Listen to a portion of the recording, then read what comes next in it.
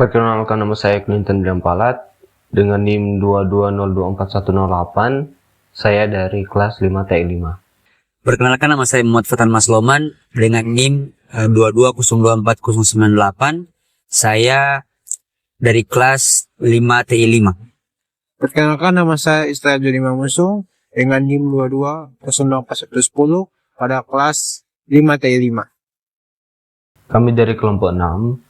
Saat ini kami akan melakukan presentasi pada materi 3 pada MK Artificial Intelligence atau AI yang diberikan oleh dosen kita, Ner Christopher Hamonangan Simanjuntak STMN. Nah, sekarang kita akan masuk pada materinya, yaitu mengenai suatu pengambilan keputusan. Sekarang kita akan masuk dalam bagian pengambilan keputusan. Nah, ini adalah gambar mengenai pengambilan keputusan. Nah, di sini ada 3 fase dalam pengambilan keputusan. Itu yang pertama ada intelligent pass atau sebagai identifikasi suatu masalah. Itu juga ada design pass atau desain dan choice pass. Nah, dari ketiga fase ini nanti kita akan jelaskan secara bertahap mengenai penjelasan dari 3 fase ini. Yang pertama di sini kita akan masuk pada fase intelijen. Nah, pada fase intelijen juga terdapat 4 masalah. Yaitu yang pertama identifikasi masalah, yang kedua klarifikasi masalah, yang ketiga penguraian masalah, dan yang keempat kepemilikan masalah. Nah, dari intelijen pas ini, dari setiap masalah-masalahnya juga kita akan jelaskan mengenai permasalahannya atau penjelasannya. Nah, di sini kita akan masuk, itu yang pertama pada identifikasi masalah. Nah, pada tahap ini seseorang menentukan apakah suatu masalah ada, baik itu mengidentifikasi gejala-gejalanya, menentukan tingkat keparahannya, dan mencoba mendefinisikan secara eksplisit. Nah, jadi di sini kita dapat menganalisis suatu dan pengumpulan data untuk memastikan bahwa masalah tersebut tidak hanya khayal atau hanyalan atau kesalahguna pahaman. Nah, di sini adalah membedakan masalah dan gejala masalah. Nah, setelah kita menentukan bahwa masalah itu ada, kita sebagai seseorang harus mengidentifikasi gejala-gejalanya, baik itu gejala-gejala yang dapat berupa tanda-tanda atau indikator yang menunjukkan bahwa masalah tersebut itu ada. Pengukuran produktivitas didasarkan pada data aktual. Nah, artinya di sini kita juga harus menentukan mengenai tingkat keparahan dalam mendefinisikan masalah tersebut secara eksplisit. Nah, dari pengukuran produktivitas ini juga kita harus melibatkan mengenai analisis data dan pengukuran mengenai masalah tersebut terhadap organisasi atau individu. Itu yang keempat, dia sebagai pengumpulan data dan estimasi data di masa depan adalah tingkat pengumpulan data dan estimasi data di masa depan adalah langkah analisis yang paling sulit. Nah, di sini kita harus mencoba dia secara eksplisit. Artinya kita juga harus mencoba dalam melakukan atau mendefinisikan masalah tersebut agar tanda-tanda dari masalah itu merupakan indikator bahwa masalah tersebut ada. Nah, dari serangkaian masalah ini itu dia sendiri adalah kita atau pernyataan yang jelas dan spesifik tentang masalah tersebut sehingga dapat dipahami dan dibatasi. Nah, selain itu juga ada beberapa hal yang penting yang perlu diperhatikan pada tahap ini, yaitu yang pertama, setelah menyelidik awal selesai, kita dapat menentukan apakah masalah tersebut benar ada, di mana masalah tersebut terjadi, dan tingkat keparahan masalah tersebut. Nah, artinya di sini kita harus dapat membedakan antara masalah dari gejala masalah. Nah, gejala masalah ini hanya merupakan tanda-tanda atau indikator bahwa masalah tersebut itu ada. Nah, sedangkan masalah itu sendiri adalah penyebab utama dari gejala-gejala tersebut. Berikut itu ada pertanyaan penting adalah apakah sistem informasi melaporkan suatu masalah atau hanya gejala dari masalah tersebut. Nah, kita juga sebagai seseorang harus mempertanyakan apakah sistem informasi yang ada melaporkan bahwa suatu masalah atau hanya gejala dari masalah tersebut. Nah, ini juga menjadi hal penting untuk memastikan bahwa masalah yang dihadapi benar-benar dipahami dan dibatasi. Berikut kita akan masuk pada isu yang muncul dalam pengumpulan dan estimasi data.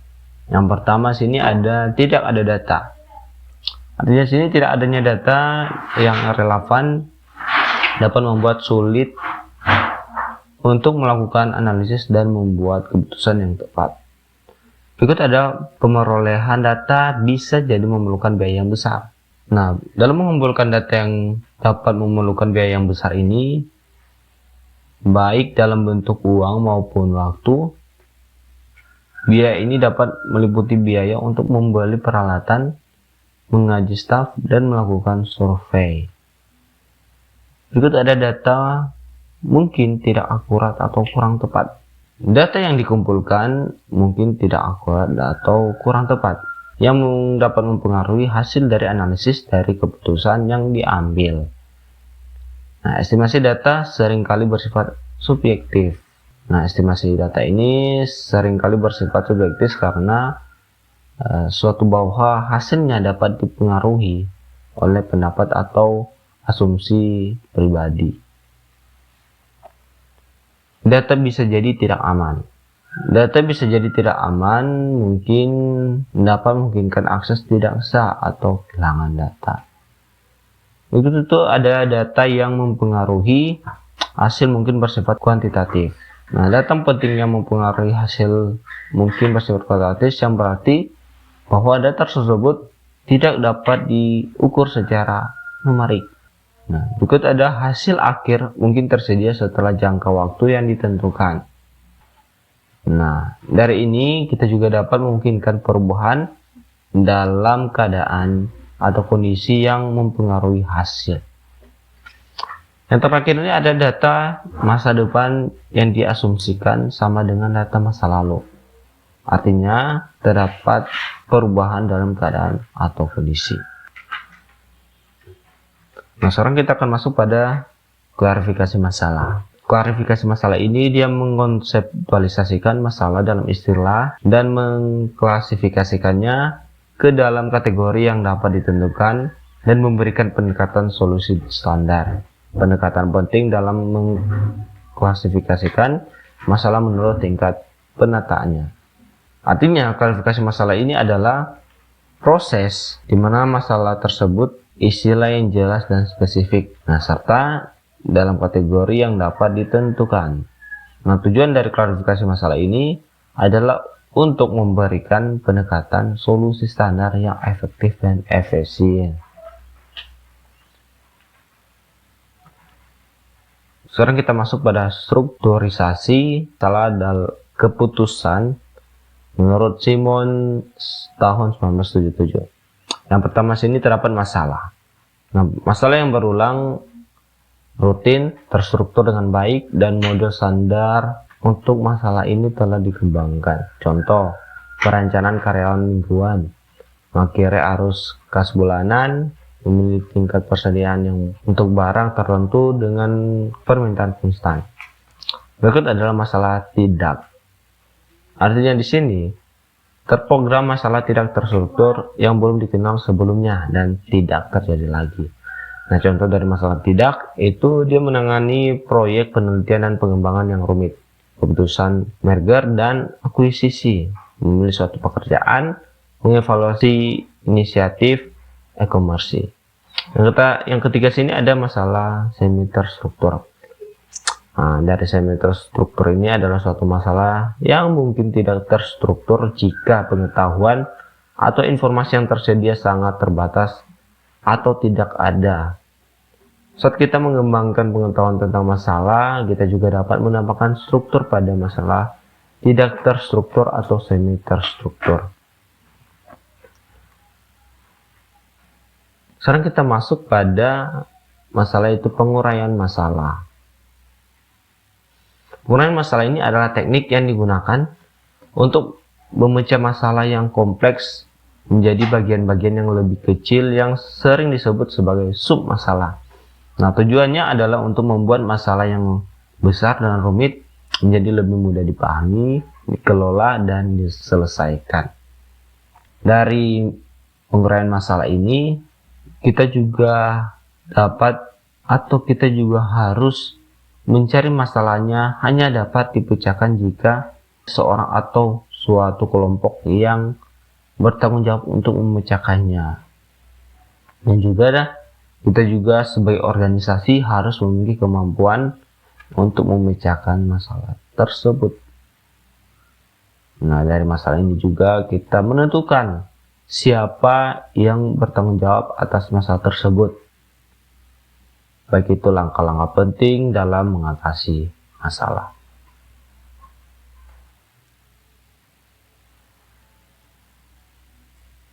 Sekarang kita masuk pada kepemilikan masalah.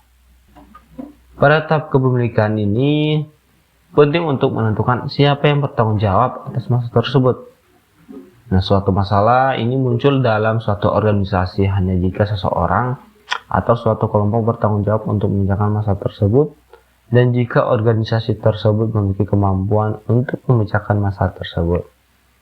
Nah, pemilikan masalah ini kita juga harus tahu dalam bertanggung jawab atas masalah tersebut. Baik itu masalah yang sering muncul dalam kehidupan kita atau organisasi atau kelompok kita juga harus mampu untuk menyelesaikan atau bertanggung jawab mengenai masalah itu. Nah, sekarang kita akan masuk pada desain PAS. Nah, untuk materi desain PAS ini nanti akan dijelaskan oleh teman kita Muhammad Fatan Masloman. Baik, materi selanjutnya yakni desain PAS atau bisa disebut dengan fase desain. Fase ini nih fokus pada pengembangan model yang merepresentasikan sistem atau masalah yang telah diidentifikasi. Tujuannya adalah untuk memahami masalah lebih mendalam dan mengembangkan solusi yang layak. Nah, kita masuk bagian poin-poinnya. Pertama itu poin A, pengembangan model, konseptualisasi masalah. Mengabstraksikan masalah ke dalam bentuk yang lebih sederhana dan terstruktur. Nah, abstraksinya itu adalah mengidentifikasi variabel penting dan hubungan di antara mereka. Kita masuk di bagian poin selanjutnya yakni pemodelan. Jenis-jenis pemodelan itu ada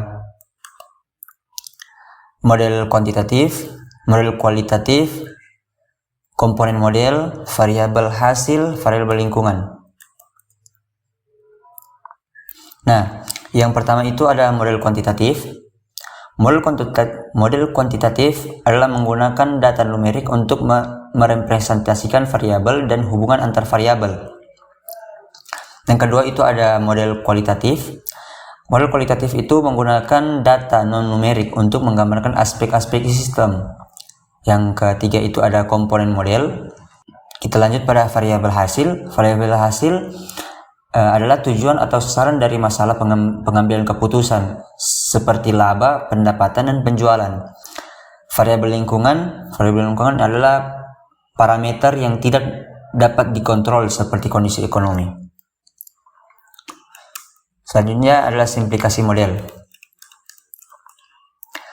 Nah, di dalam simplifikasi model ini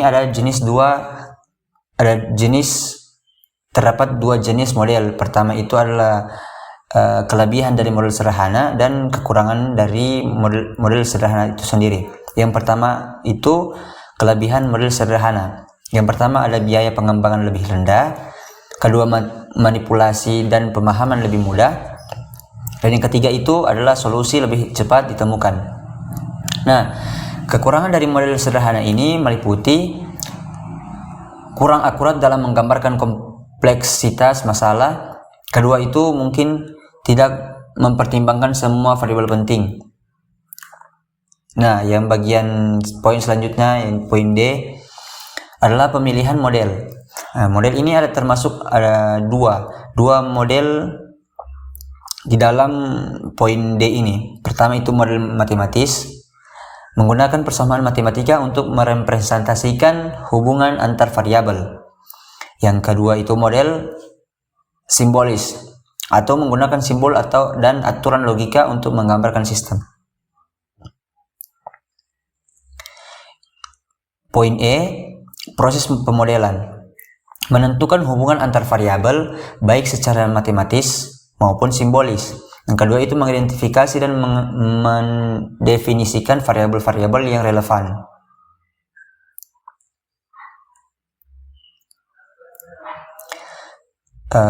Lanjut bagian model normatif. Model ini di mana yang dipilih merupakan alternatif terbaik dari semua alternatif yang mungkin. Menemukan alternatif terbaik disebut juga optimalisasi. Nah, berikut ada model deskriptif. Model deskriptif ini adalah poin-poinnya menggambar berbagai hal sebagainya, didasarkan secara matematis, memeriksa performa sistem sekumpulan alternatif, dan metode pemodelan deskriptif paling umum. Nah, kelas-kelas model deskriptif itu meliputi pertama keputusan-keputusan inventory yang rumit, kedua itu analisis dampak lingkungan, yang ketiga itu perencanaan keuangan, keempat itu aliran informasi, kelima itu simulasi, keenam forecasting teknologi, dan yang terakhir adalah manajemen antrian. Nah, mengukur hasil akhir. Mengukur hasil akhir ini kita dapat melihat dari nilai dari sebuah alternatif yang kita evaluasi. Contoh seperti laba. Laba adalah suatu hasil akhir, memaksimalkan laba adalah suatu tujuan. Dan keduanya dinyatakan dalam terminologi dolar. Baik,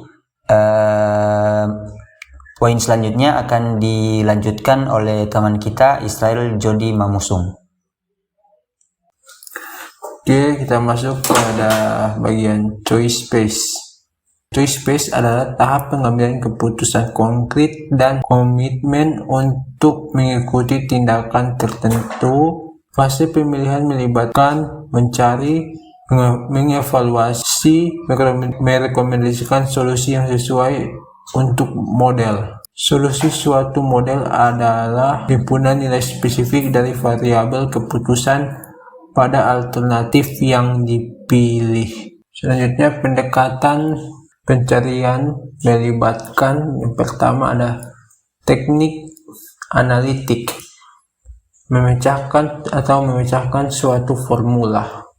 Teknik analitik adalah pendekatan sistematis yang digunakan untuk memecahkan formula atau masalah matematis dengan cara mengeksplorasi dan mengevaluasi semua opsi yang tersedia berdasarkan data yang ada. Pendekatan ini melibatkan penggunaan model matematis atau statistik untuk digunakan untuk masalah yang memiliki struktur yang jelas dan dapat diukur secara kuantitatif.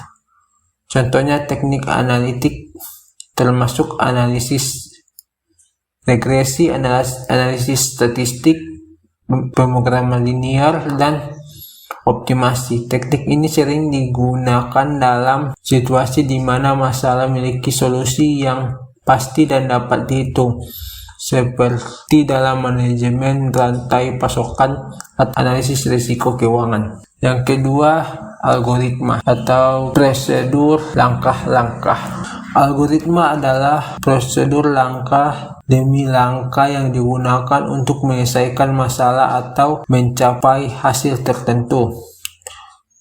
Algoritma dirancang mengikuti serangkaian instruksi secara berurutan hingga solusi ditemukan.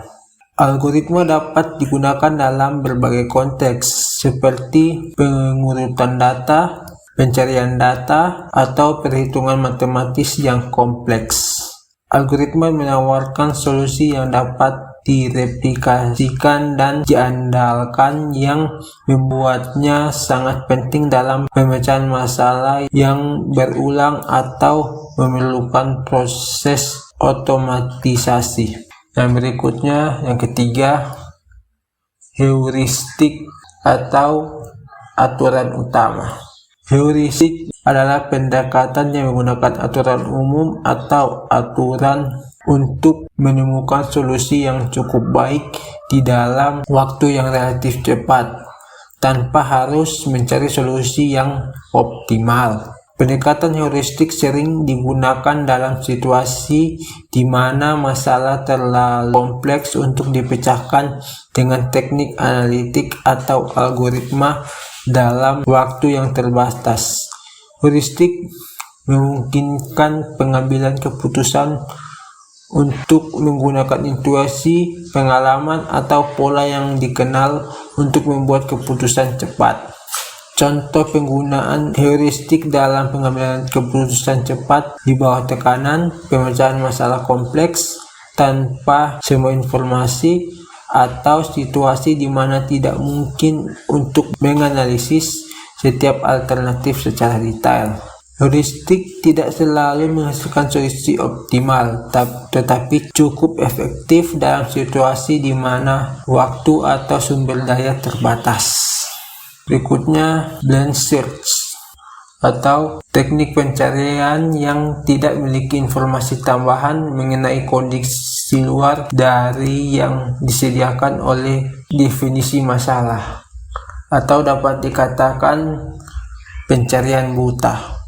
Blind search adalah metode pencarian yang digunakan tanpa pengetahuan tentang struktur masalah atau tanpa informasi tambahan yang dapat membantu pencarian. Pencarian buta ini seringkali melibatkan eksplorasi setiap kemungkinan secara menyeluruh tanpa preferensi atau petunjuk tentang solusi yang lebih mungkin berhasil. Pendekatan ini digunakan dalam situasi di mana pengambilan keputusan tidak memiliki informasi awal tentang bagaimana masalah dapat dipecahkan, sehingga setiap opsi atau jalur eksplorasi harus dicoba. Contoh dari blind search adalah pencarian brute force, di mana semua kombinasi atau alternatif diperiksa satu persatu sampai solusi ditemukan. Meskipun metode ini dapat menjamin solusi ditemukan, pencarian buta biasanya memerlukan waktu dan sumber daya yang besar, terutama untuk masalah yang sangat kompleks. Semua alternatif harus dievaluasi. Jika memiliki banyak tujuan, maka semua tujuan harus diuji dan seimbang satu dengan yang lainnya. Analisis sensitivitas digunakan untuk menentukan ketangguhan sembarangan alternatif yang diberikan. Analisis bagaimana jika digunakan untuk menyelidiki perubahan dalam parameter. Sekian presentasi dari kelompok kami dan terima kasih.